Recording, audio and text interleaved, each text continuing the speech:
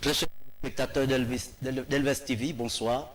Vous êtes sur votre chaîne de télévision La Voix du Sacrificateur.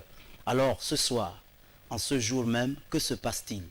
Que se passe-t-il vient encore chez vous pour parler des choses de la société, pour parler de tout ce qui mine encore le peuple, certainement, je voulais dire, la nation ou des nations.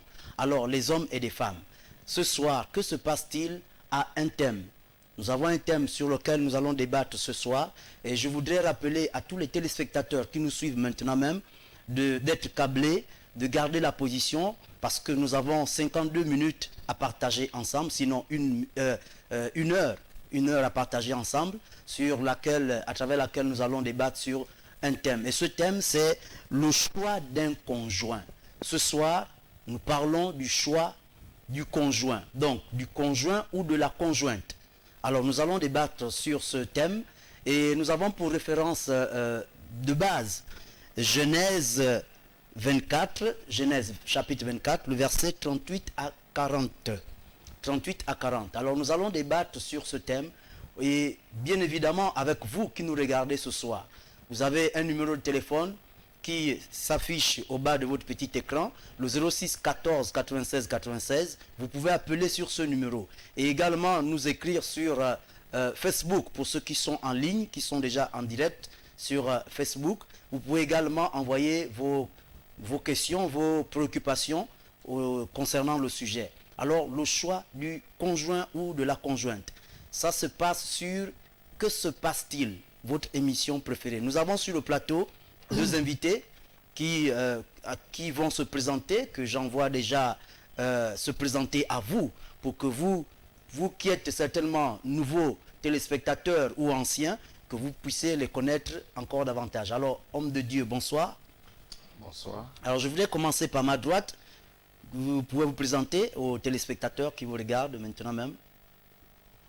Je suis l'évangéliste David. Oui. Donc, l'évangéliste, je ne suis pas d'église à préciser, puisque quand on est évangéliste, on est ministre dans l'église corps de Christ. D'accord. Voilà, donc je suis l'évangéliste David. Ok. Que Dieu vous bénisse abondamment, restez câblés et nous avons beaucoup de choses à partager ensemble pendant ce temps pour nous aider les frères, aider les sœurs qui veulent rentrer dans le mariage, de savoir comment faire le choix. D'accord. Alors, l'évangéliste David est marié? Oui, je suis marié, cela remonte déjà de 6 ans. Voilà. D'accord. C'était en 2013. Ok, voilà. Merci. Alors, je me retourne du côté de notre invité à ma gauche. Bonsoir, je suis le frère Gabin. Oui. Je suis marié depuis, ça va faire 10 ans cette année. D'accord, waouh. Oui, le temps passe. Un vieux de la vieille. Alors, 10 ans de mariage. Alors, vous êtes également missionnaire de l'église Royaume du Sacrificateur de Christ? Oui, effectivement, je suis missionnaire de l'église Royaume Sacrificateur du Christ. Oui. Mais c'est le débat de ce soir, en tant que chrétien, doit toucher, toutes les couches, tout le corps du Christ, oui. Et même les frères qui ne sont pas dans le corps du Christ, pour que ils sachent comment ça se passe ouais. Pour les chrétiens, et également qu'ils soient invités à être membres, à prendre part au corps du Christ, pour leur salut. Ok, tout à fait. Alors, très chers téléspectateurs, nous venons de faire les salutations d'usage avec nos invités. Alors, gardez la position comme j'ai coutume de le dire. Nous allons commencer avec ce point, ce thème, le choix du conjoint. Est-ce qu'on peut déjà le définir classiquement, de manière classique? C'est quoi le choix? C'est quoi un choix du conjoint? Faire le choix du conjoint. On peut donner une définition à ça? Ça veut dire quoi? Choisir un conjoint. Je vais peut-être commencer. De manière classique, hein, oui. Bon, ce qui est déjà vrai, c'est que quand nous parlons d'un choix, oui. C'est que nous sommes devant deux objets. D'accord. Voilà. Et on peut aussi être devant deux ambitions, oui. Devant deux projets. Oui. Et ou encore 1000. Ça peut arriver. 2 ou 10 ou 1000 même. Voilà, voilà. Si je parle en termes de deux, c'est parce que, En fait, je vais aller dans le sens français, hein, où deux, c'est déjà le pluriel. Ok, voilà. D'accord, oui. Donc, c'est pour dire que c'est que nous sommes devant... ça dépend de ce que nous voulons faire. Est-ce que c'est un projet? Est-ce que c'est un objet que nous voulons acheter? Est-ce que ce sont des pensées? Et donc, il y en a beaucoup. Et donc, on se place et on veut choisir... Si c'est des pensées, donc la meilleure pensée. Si c'est le projet, donc le meilleur des projets. Voilà. Oui, et donc, en ce moment-là, nous parlerons d'un choix. On peut aussi se trouver dans un choix, dans le cadre de ce qui est signifié ici. Voyez, on parle de conjoint. Donc, si on parle d'un conjoint, ça veut dire quelqu'un avec qui nous sommes appelés à passer le restant de notre vie. D'accord. Hein, voilà, loin de... En fait, si je dis le restant de notre vie, c'est parce qu'au début de notre vie, nous n'étions pas ensemble, oui, nous étions avec nos frères, avec notre mère, avec notre père, des cousins, tout ce monde-là. D'accord. Et maintenant, après qu'on est devenu mature, donc on veut se lancer dans un choix pour prendre, si c'est un homme, donc une femme, qui serait là pour toi toute la vie, enfin les restants de votre vie, jusqu'à ce que, en temps normal, jusqu'à ce que la mort vous sépare. D'accord. Voilà. Alors nous allons commencer. Est-ce qu'on peut lire le texte de base? Nous avons, vous avez un texte de base qui est sur Genèse 24, versets 38 à 40. Où nous voulons quand même édifier les téléspectateurs, pour ceux-là qui n'ont pas de Bible, parce qu'il n'y a pas que des chrétiens qui nous regardent en ce moment, il y en a également, il y a ceux-là qui n'ont pas de... Alors, je continue. Je continue et donc je donne lecture au nom de Jésus. Voilà donc ce qui est écrit dans le livre de la Genèse 24, du verset 38 au verset 40. Mais tu iras dans la maison de mon père et de ma famille prendre une femme pour mon fils. J'ai dit à mon Seigneur, peut-être la femme ne voudra-t-elle pas me suivre?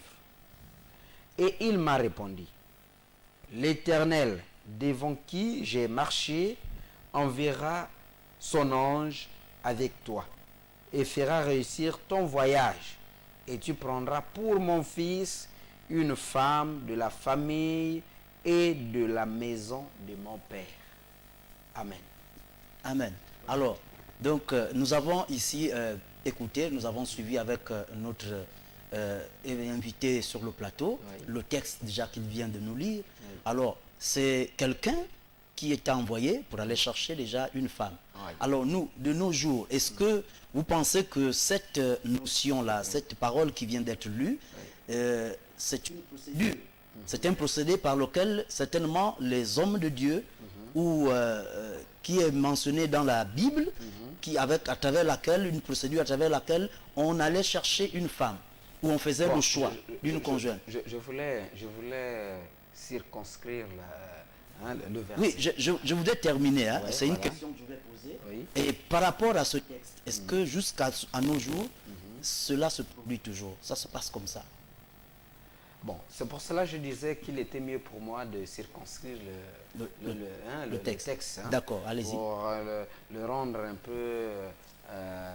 pour le rendre un peu facile à la compréhension de tous les téléspectateurs qui nous suivent, des frères et sœurs qui nous suivent actuellement. D'accord. C'est tout simplement déjà dire que ici, il s'agit d'un homme qui n'est autre que Abraham. D'accord. Donc Abraham a eu un enfant avant Isaac, qu'on appelait Ismaël, et ensuite il y a eu Isaac qui est donc le fils de la promesse. D'accord. Voilà. Et donc, bon, c'est vrai qu'après Isaac, il en a eu d'autres, mais on se focalise là parce que c'est Isaac qui porte la lignée de la bénédiction d'Abraham. Voilà. Et donc, Abraham, autant pour moi, va décider du mariage de son fils Isaac. Et il se rend compte qu'autour de lui, des Cananéennes et d'autres femmes-là ne pouvaient pas être de bonnes épouses pour son fils Isaac. D'accord. Donc, il décide d'envoyer son serviteur dans son village, dans la maison de son père. Est-ce que vous voyez? Voilà. Donc, il se souvient, il se rend compte que non, chez lui, dans la maison de son père, dans leur village, là-bas, les femmes sont éduquées de l'éducation que moi j'ai grandi. Vous voyez? Il fait référence, il se rend compte qu'il est bien éduqué et je pense que l'éducation des femmes de la maison de mon père ou des femmes de mon village ou des femmes de ma nation, c'est une très bonne éducation. Donc je préfère que la femme de mon fils sorte de la famille de mon père. D'accord. Et donc il décide d'organiser un voyage pour son serviteur pour aller chercher une femme pour son fils Isaac. D'accord. Voilà. Et donc ce que nous avons lu là, c'est un petit discours que nous avons soutiré de ce que le serviteur d'Abraham s'est dit. Il dit non, j'ai pris un serment, bon, je vais partir et mon serviteur, pendant que je pensais que peut-être que je ne réussirais pas, mais mon Seigneur, donc le serviteur ici parle d'Abraham, il dit mon Seigneur m'a dit je vais dans la maison de son père et c'est là-bas que je vais trouver une épouse pour son fils Isaac. Donc cela nous montre déjà que c'est un choix. Oui, bon, il y a un choix. Oui, le père a déjà marqué un choix. Le père, genre de femme. Bon, non, ici, il n'y a pas déjà des femmes. Les femmes n'ont pas été alignées pour que Abraham fasse un choix. Ah, d'accord. Mais au moins, il y a déjà le choix de l'éducation. D'accord. Voilà. Ah, donc le premier choix, c'est celui-là. Le premier choix, c'est l'éducation. D'accord. Enfin, l'épouse, celle qui sera l'épouse de mon fils, elle aura quelle éducation? D'accord. Alors, pour qu'elle ait l'éducation qui ne soit pas loin de ce que je connais, alors je préfère que ça soit une femme qui sorte de la maison de mon père. D'accord. Voilà. Donc, le premier choix, c'est l'éducation. Les femmes ne sont pas déjà alignées, mais au moins, en allant dans ma nation, en allant dans mon pays, en allant dans mon village, en allant dans la maison de mon père, je suis au moins rassuré que, alors, là-bas, on trouvera une bonne épouse pour mon fils. D'accord. Alors, est-ce que, je voudrais me retourner du côté du missionnaire, Gabin, est-ce que vous pensez que le choix est vraiment nécessaire? Le choix, on peut toujours le faire. Oui. La difficulté, c'est avoir des éléments qui puissent faire que notre choix soit un bon choix. D'accord.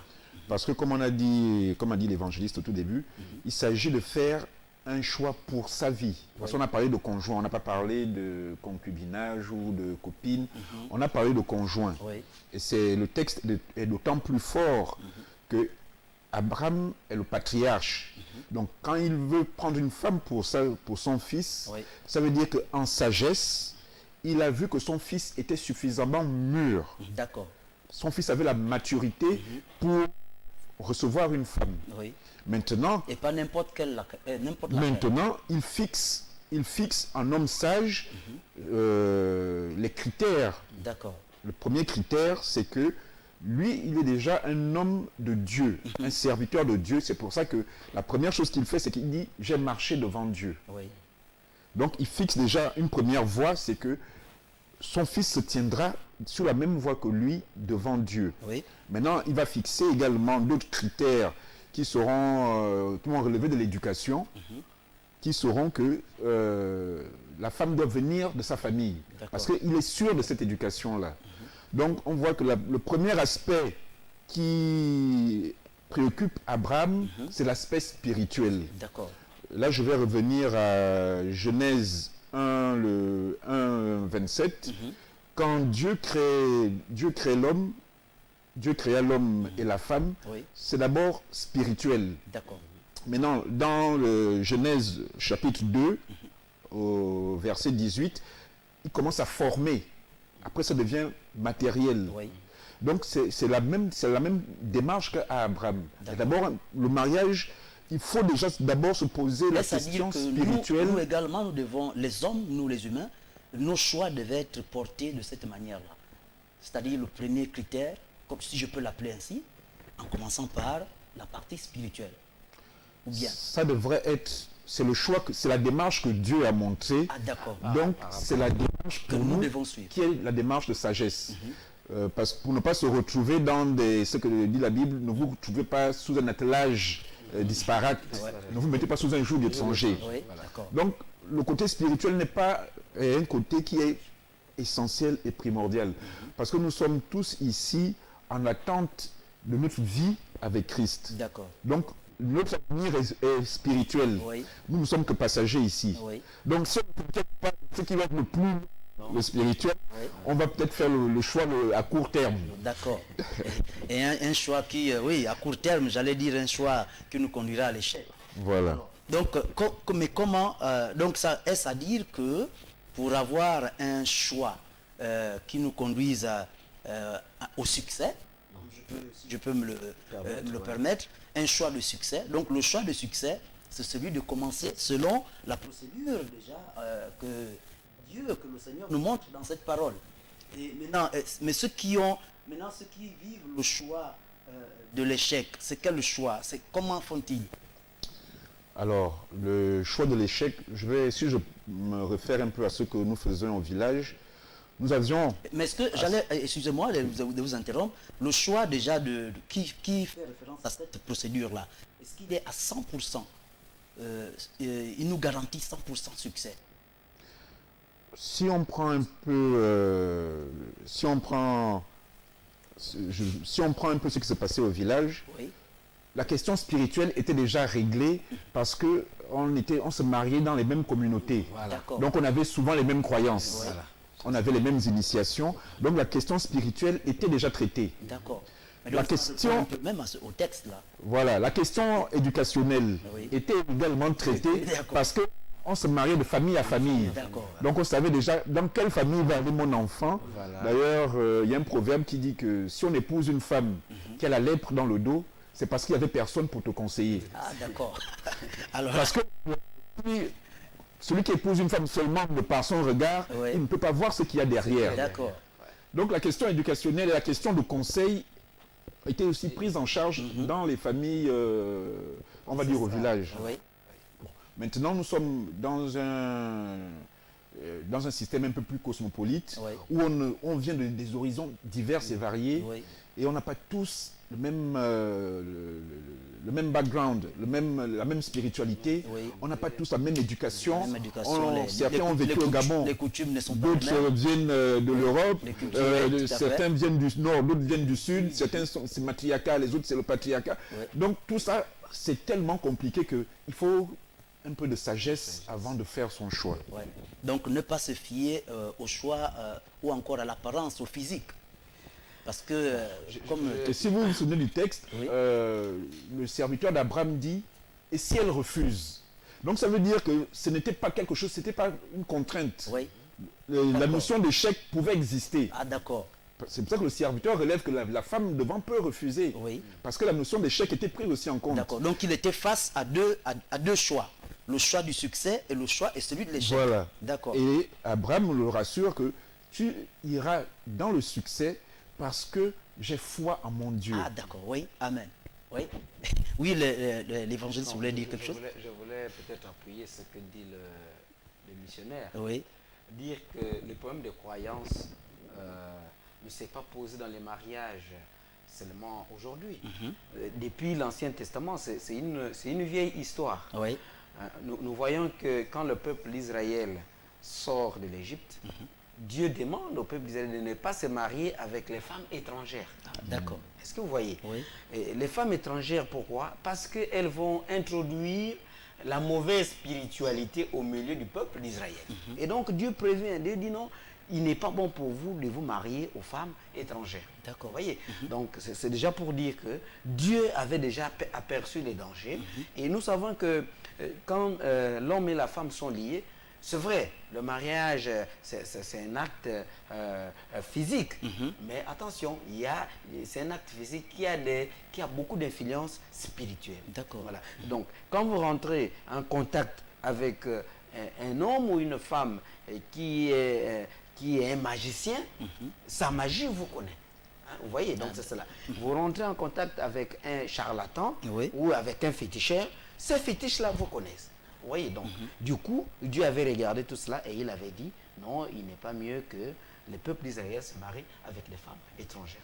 Maintenant, mais pour ceux-là qui ne connaissent pas, qui n'ont pas cette notion-là de spiritualité, aujourd'hui, qu'est-ce que vous pouvez leur conseiller? Qu'est-ce qu'ils peuvent faire en ce qui concerne le choix? Parce que là, on parle du choix du conjoint.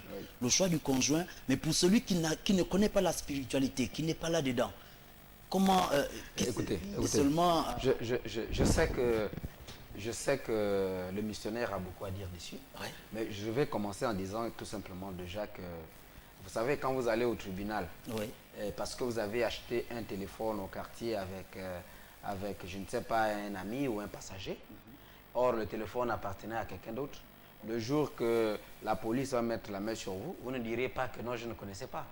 Et on dit toujours, nul n'est censé ignorer la loi. Oui. Voyez. Donc, c'est pour cela qu'il y a des églises. C'est pour cela qu'il y a la LVS TV. Oui. C'est pour cela, d'ailleurs, c'est pour cette raison que ce soir, nous sommes là. Pour communiquer, c'est pour communiquer, débattre c'est sur pour ce expliquer thème. Ouais. ces choses-là. Oui. Afin que, pour ceux-là qui ne sont pas encore mariés, Oui. qu'ils sachent faire leur choix. D'accord. Bon, maintenant, ceux qui ne pourront pas nous suivre et qui vont dire non, mais écoutez, ça c'est pour les chrétiens. Ici, là, on ne parle pas des situations des chrétiens. Oui. On parle de la situation sur le choix du conjoint ne concerne pas seulement des chrétiens. D'accord. C'est une situation, vous savez, quand on a fait un mauvais choix et que notre mariage ne marche pas, on ne dira pas que je suis païen. Ça torture le païen comme ça peut torturer aussi les chrétiens. Tout à fait. Vous voyez? Donc, en fait, là, nous sommes là en train de parler de quelque chose qui nous concerne tous.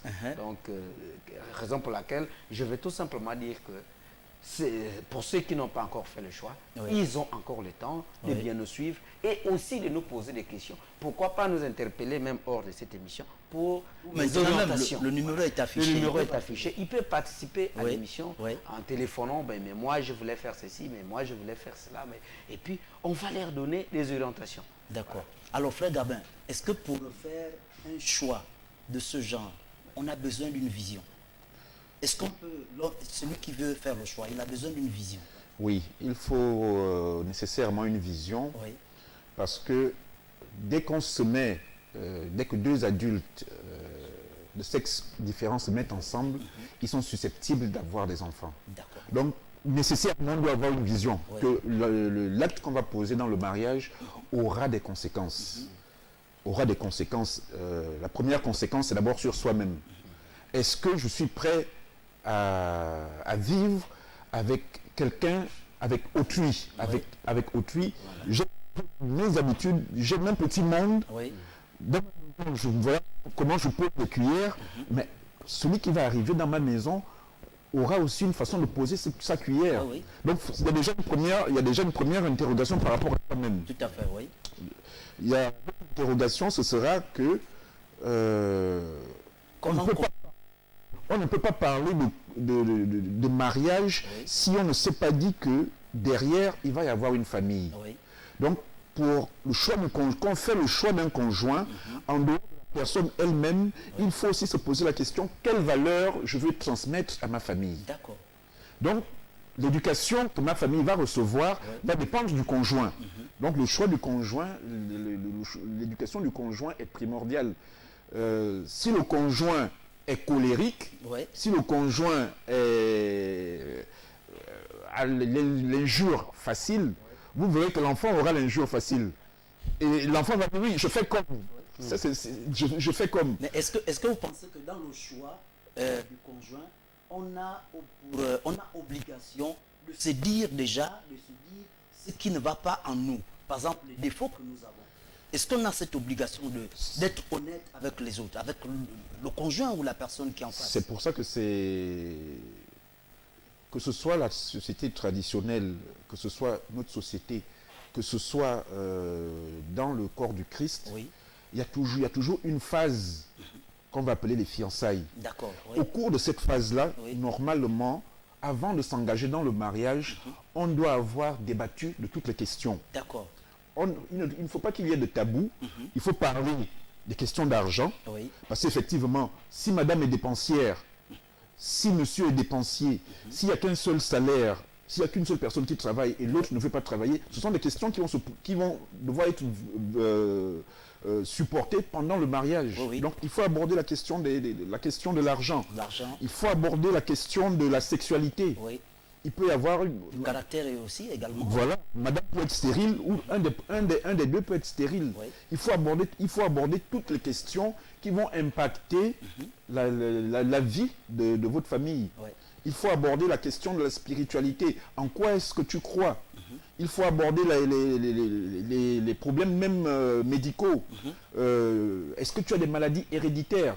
Ce qui est bien, c'est que dans les procédures du mariage, on demande de faire ce genre de déclaration-là. D'accord. Bon, malheureusement,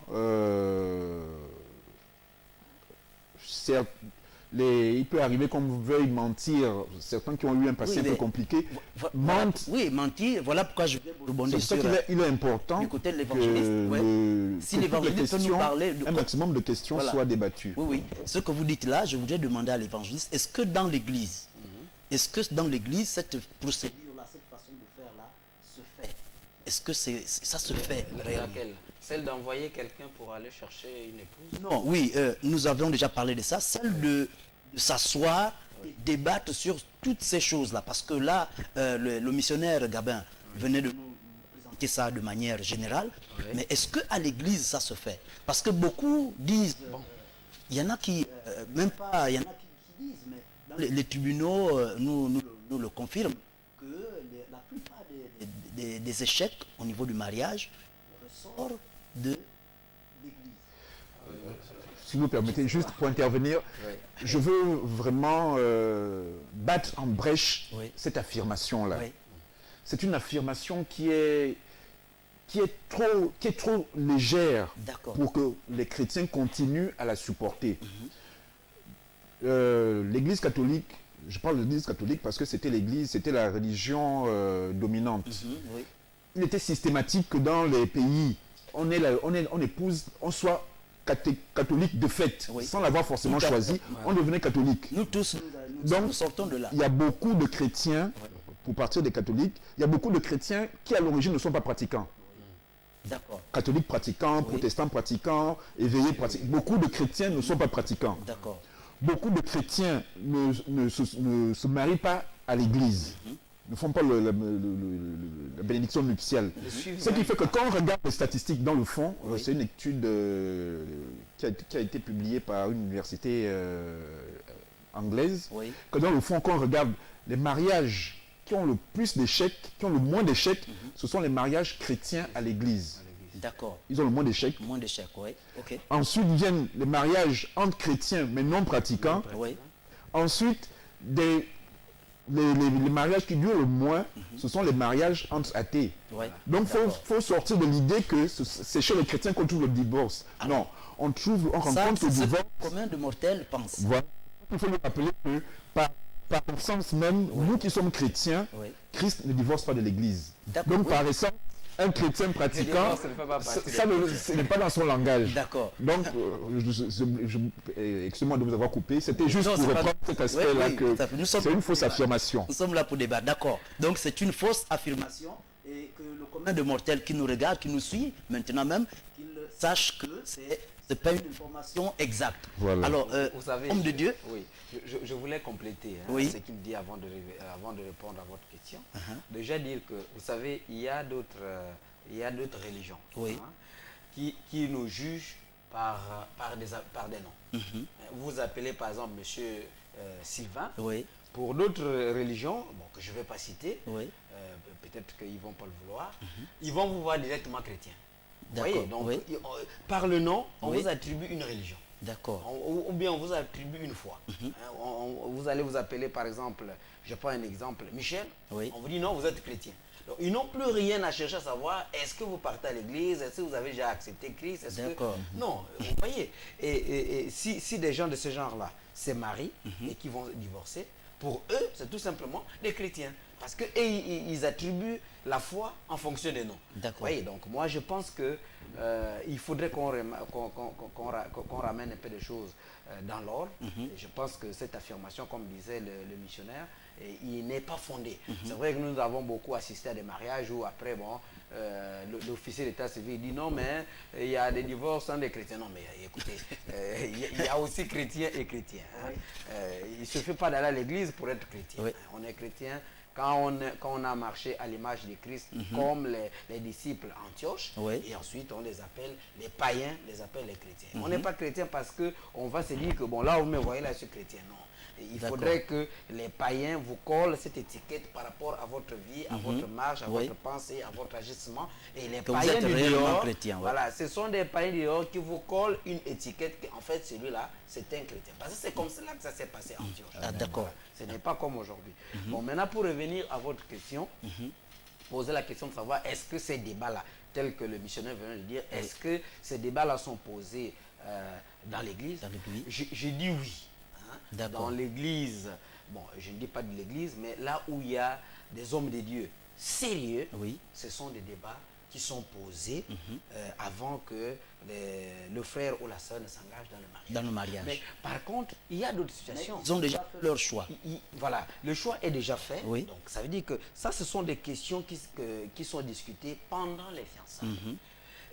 Et pendant les fiançailles, si et seulement si les frères ont respecté la procédure biblique. D'accord. Parce qu'il arrive que vous retrouvez, même dans l'église, des frères qui vivent déjà ensemble depuis longtemps. Ils ont déjà fait des enfants, ils vivent, vous voyez, ils ont déjà fait un certain nombre d'années. Bon, peut-être ils n'étaient pas encore chrétiens, c'était des païens. Bon, nous, par exemple, nous, on ne demande pas qu'ils se séparent. Parce qu'il faut voir qu'ils ont déjà des enfants, ils ont déjà eu des plans ensemble, tout ça.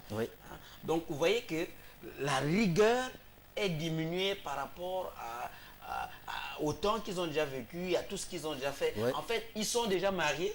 Donc, ce qui leur manque, en fait, c'est de légaliser leur union. Mais sinon, ils sont déjà mariés parce que le mariage a été déjà consommé. D'accord. Donc, c'est un peu ça. Mais sinon, pour ceux qui s'engagent selon la Bible, ceux qui vont faire le choix, parce que le choix, là, quand on va parler du choix, le choix n'intéresse pas celui qui vit déjà avec une conjointe ou avec un conjoint. Non. Ils ont déjà 5 enfants, l'autre est même déjà à l'université. Non, le choix ne les concerne plus. C'est celui qui ne connaît même pas encore.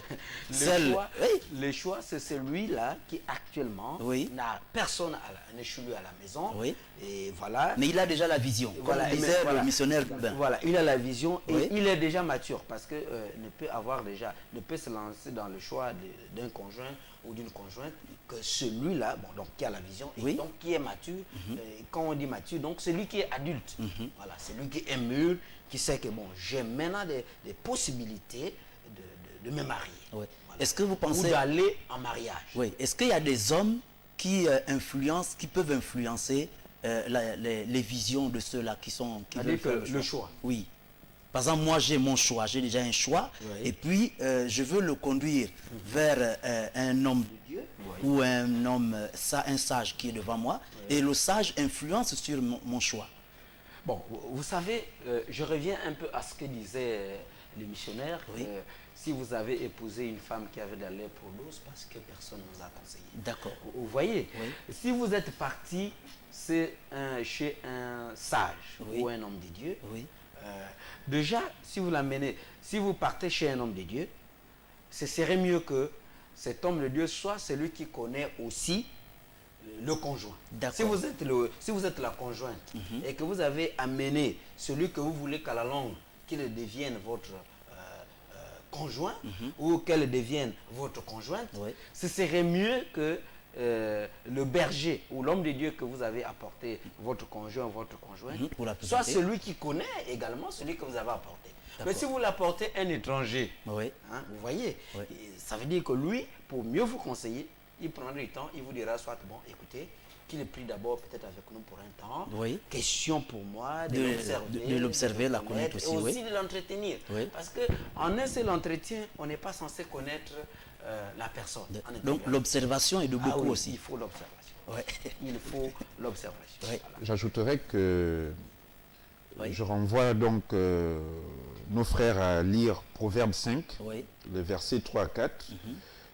Il commence par dire que la femme étrangère est douce et sucrée comme le miel, douce comme l'huile, mais à la fin, elle est amère comme l'absinthe. Donc là c'est avant qu'elle n'entre. Là, c'est si on fait un choix, parce que vous avez parlé dans notre question, c'était est-ce qu'il faut écouter quelqu'un d'autre, les conseils. Voilà, Donc il fait on lui dit fais attention. Si tu fais un choix léger, un choix qui se base seulement sur tes sentiments, sur ton plaisir, la femme peut te procurer parce qu'il est déjà amoureux du physique de la sœur, et puis ou encore du frère, il est très beau, la sœur est belle, elle est belle, sucrée. Pour lui, son choix est déjà... Il ne faut pas voir le plaisir que tu as au début. Puisqu'on te dit qu'à la fin, elle est amère comme l'absinthe. Donc, il faut voir dans 10, 20, 30 ans, est-ce que je suis prêt à supporter ce caractère-là? Dans 30 ans, comment est-ce que ce sera? Ce sera ça la fin. D'où le principe de la vision. Et dans le principe de la vision, et dans le Proverbe 5 au chapitre 13, il s'écrit « Que n'ai-je pas écouté mon maître ?» Ça veut dire que maintenant il se rend compte qu'en fait, quand on a fait un mauvais choix, c'est parce qu'on aura manqué de sagesse. Même quand on est amoureux, on doit quand même écouter des choses qui sont objectives, des choses objectives comme la spiritualité. Attention, il y a des spiritualités qui ne sont pas compatibles. On ne peut pas être chrétien bouddhiste. C'est impossible. Parce que un va croire en Jésus, l'autre va croire en la réincarnation. C'est pas possible. Il y aura incompatibilité. Il y aura incompatibilité dans le fond, même pas en superficie, dans le fond. On ne peut pas être chrétien et d'une autre religion monothéiste, parce que cette religion-là ne place pas Christ comme le passage obligé pour le salut. Donc, on va se retrouver... la notion de femme étrangère. D'où la notion de femme étrangère. Vous avez je connais un couple, le mari est parti en voyage, à son retour, il a appris que ses enfants avaient été initiés. Il a dit à sa femme, mais pourquoi tu as initié les enfants? Elle dit, mais dans ma tradition, mes filles ont un certain âge, elles doivent être initiées pour qu'elles soient des femmes. Elle n'a pas tort. Sans le consentement du mari. Mais elle n'a pas tort. Elle a vécu comme ça. Là. Pour elle, c'est une vérité. Pour elle, c'est une vérité. Lui, il avait peut-être oublié, en l'épousant, il avait peut-être oublié qu'à un moment de la vie de ses filles, elles devront suivre... Se présenter à cette voilà, il avait peut-être oublié. Et au retour, mais maintenant il est chrétien, mais les filles sont initiées. Il fait comment? Donc, la nécessité d'appartenir à une seule d'où la nécessité, quand on choisit son conjoint, d'être, que ce soit en accord avec ses principes, avec sa vision, en sachant que Dieu nous tiendra, pour nous les chefs de famille, nous les hommes, Dieu nous tiendra pour responsables de la spiritualité de nos enfants. Nous rendrons des comptes, parce que nous sommes censés commencer à évangéliser, même dans notre maison. Dans la maison, Nous rendrons des comptes. Nos femmes rendront des comptes aussi, mais nous serons les premiers à rendre des comptes. D'accord.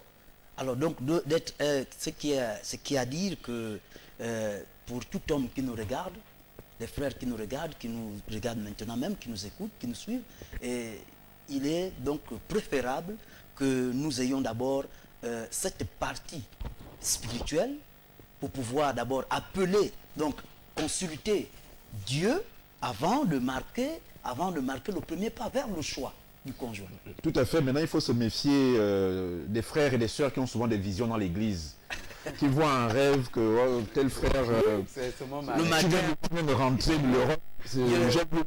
Dieu m'a parlé. Dieu m'a parlé. Telle sœur d'avoir la promotion, les chefs de service. Dieu m'a envoyé vers toi. Il faut éviter.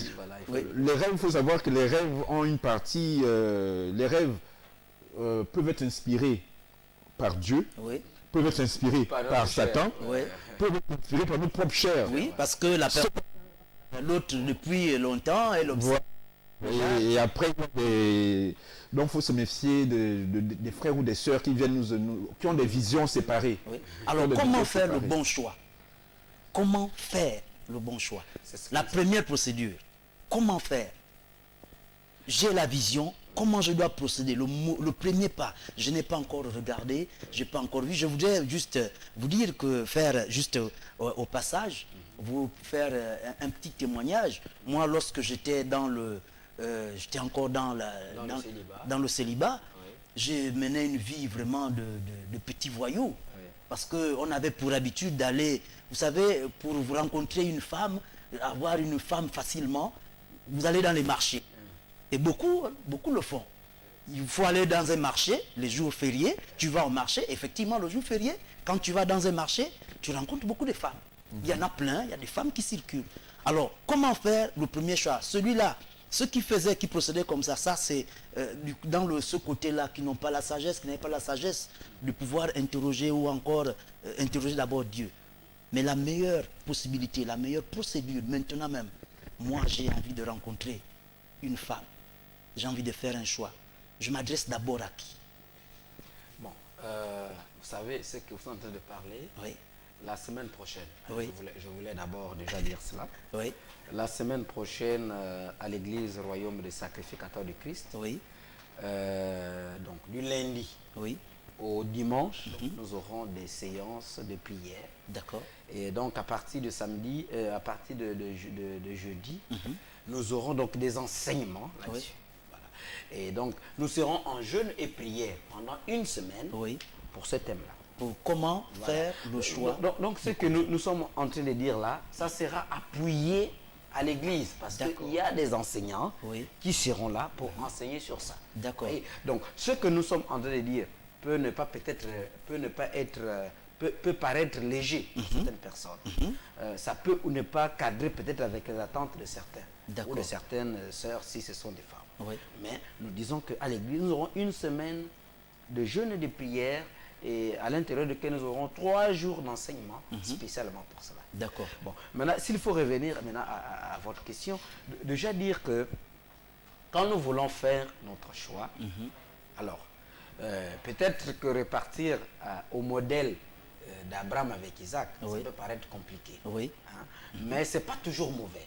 Hein, c'est pas toujours mauvais. Et ça se faisait. D'accord. Ça se faisait.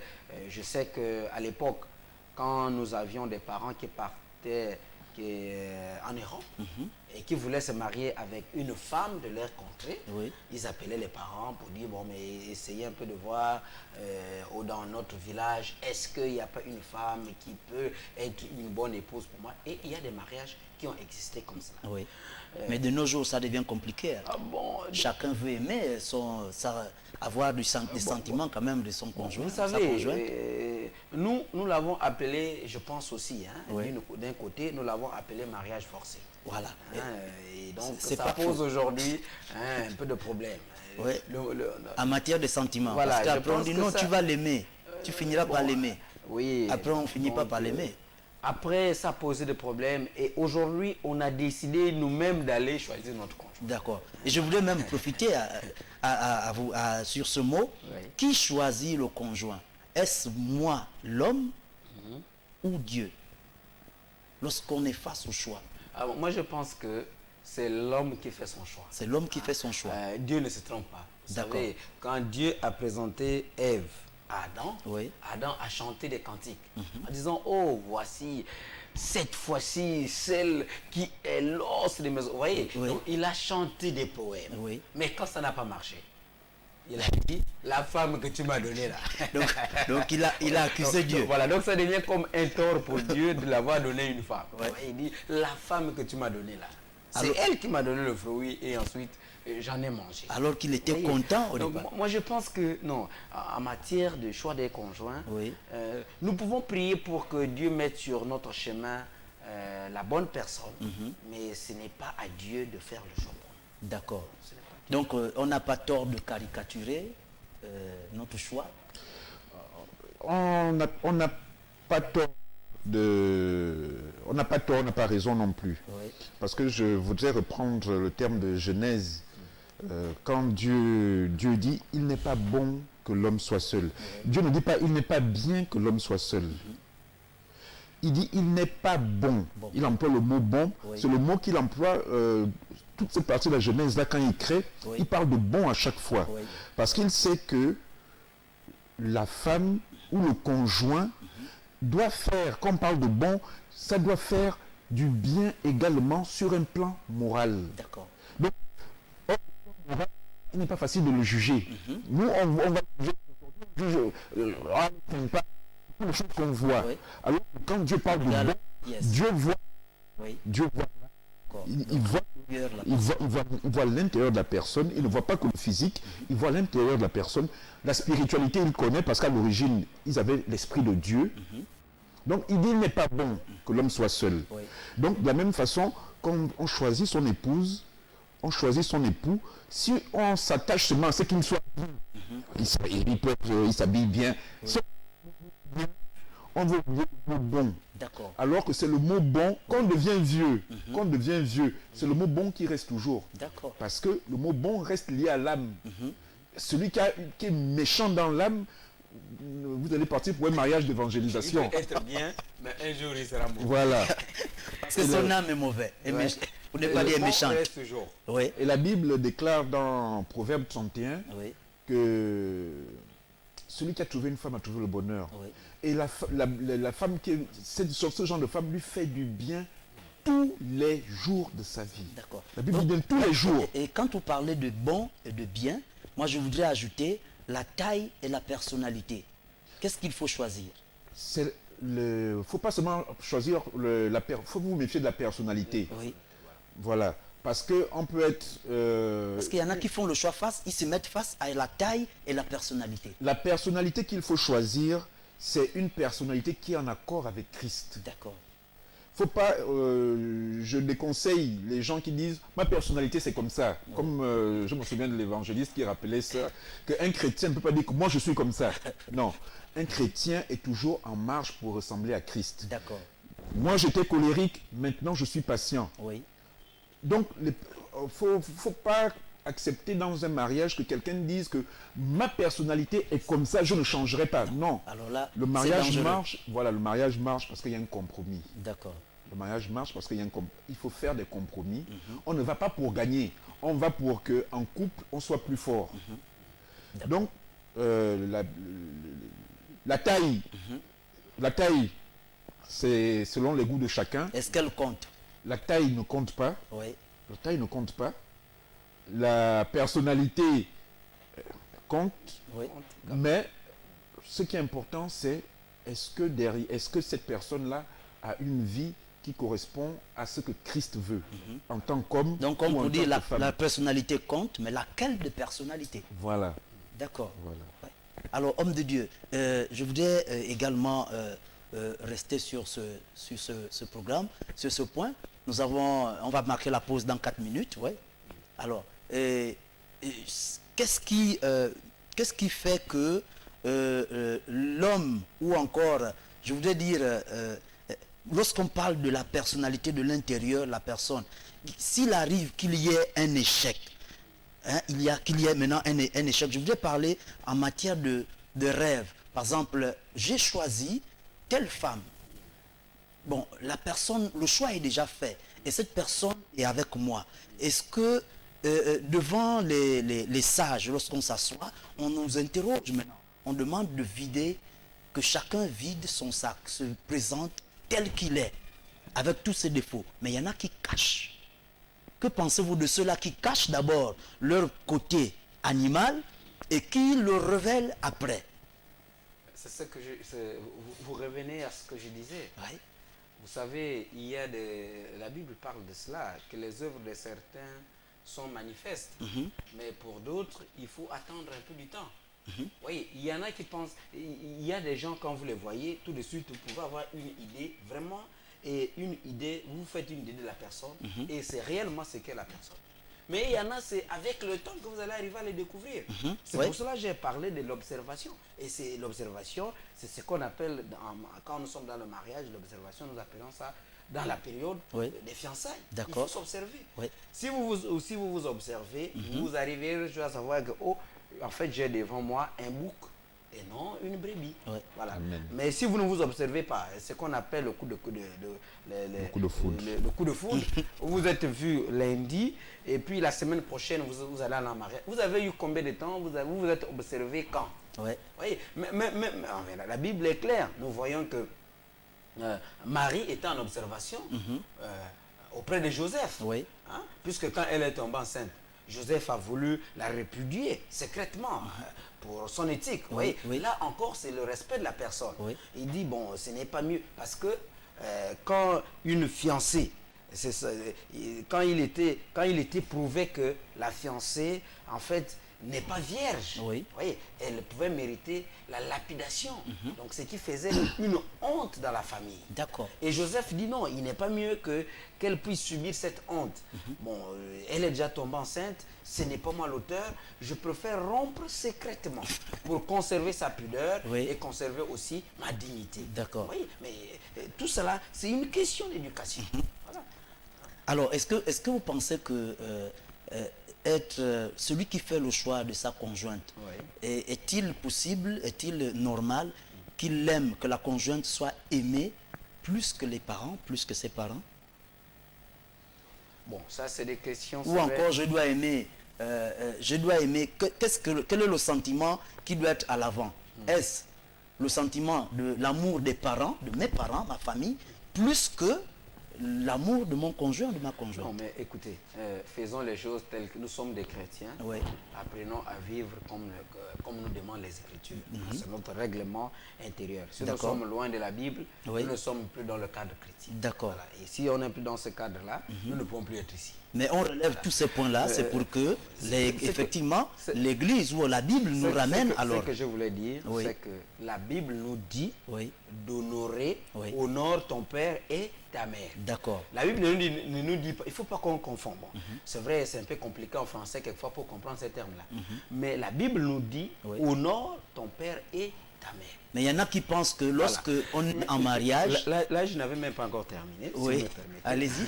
C'est parce qu'il nous reste, on n'a plus assez de temps, nous sommes presque à la fin de l'émission. Et allez-y, on vous accorde, ta mère. Alors, et la Bible nous demande, en tant que conjoint, d'aimer sa femme et à la femme de se soumettre à son mari. Ce sont des termes simples, mais qui trouvent vraiment des difficultés à être appliqués. Et c'est cela. Donc, il n'y a pas le terme d'amour quand on veut parler à ses parents. Non, on doit les honorer. D'accord. Voilà. Ok.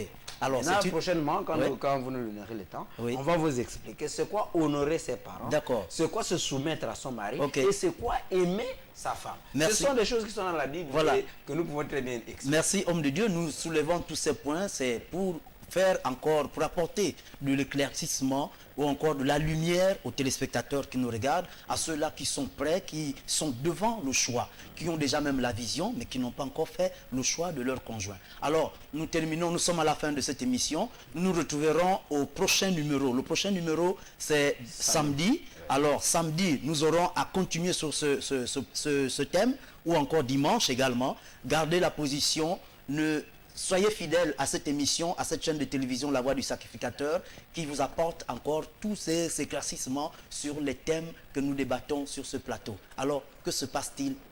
Et à la fin, elle vous dit au revoir. Ciao, ciao. Merci.